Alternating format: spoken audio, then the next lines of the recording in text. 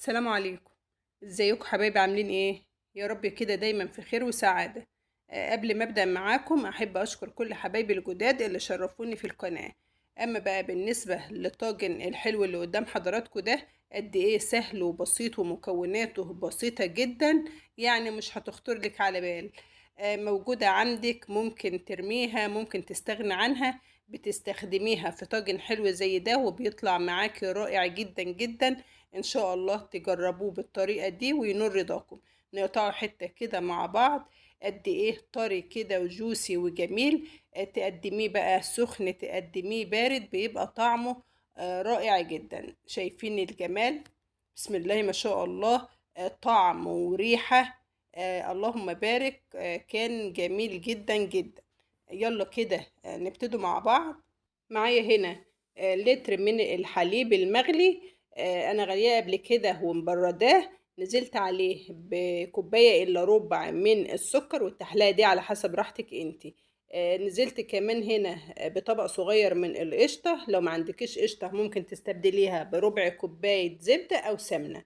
بعد كده بقى هنزل بمعلقة هرمية من النشا، ومعلقة من الكريم شانتيه أو الكريم باستري المتواجد عندك. لو مش متواجد عندك استكفي بالنشا بس. رايحة أقلب كله على البارد بالشكل ده، وبعد ما رايحة أقلب رايحة أرفعه على النار. كمية السكر اللي أنا حطيتها طلعت كفاية جدا للطاجن اللي أنا عاملاه قدام حضراتكم ده.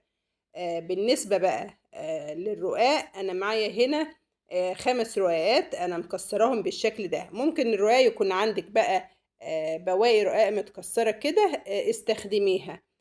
دولت 5 رقاقات. انت بقى بتعملي كمية الرقاق على حسب الصينية أو الطاجن المتواجد عندك. ممكن تستخدمي 2 3 4 على حسب الصينية أو الطاجن اللي عندك، وعلى حسب كمان ما انت عاوزة سمك الطاجن يطلع قد ايه. بعد كده بقى معايا هنا المكسرات. اي مكسرات انت حابة تضيفيها براحتك. انا هنا معايا السوداني، انا فرماه نص فرمة كده، ومعايا زبيب، ومعايا البشر اللي هو جوزة الهند.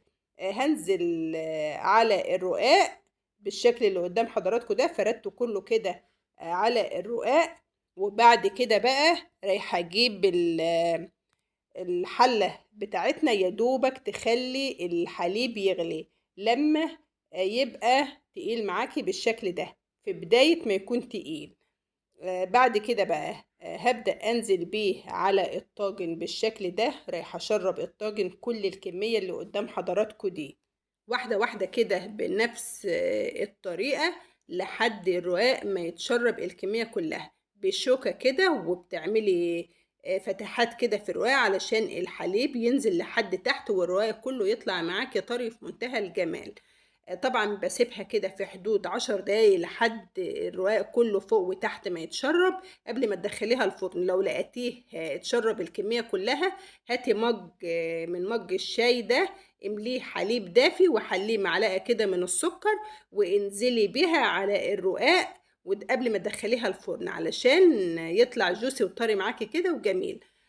طبعا دخلتها الفرن انا وسخنت الفرن وهديت خالص من تحت، لان انا مش عايزه الشعله اللي تحت، انا عايزه الشوايه بس عشان تديني وش. بعد ما دخلته دقيقتين كده طلعته ورشيت على وشه كده معلقه كده من السكر علشان تديني اللون الرائع ده.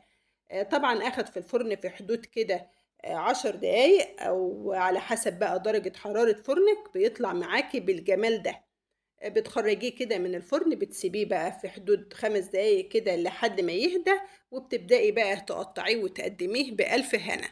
حبايبي، يا رب كده أكون فدتكم بمعلومة، ولو وصلتوا لحد هنا ما تنسوش اللايك، وسلام عليكم.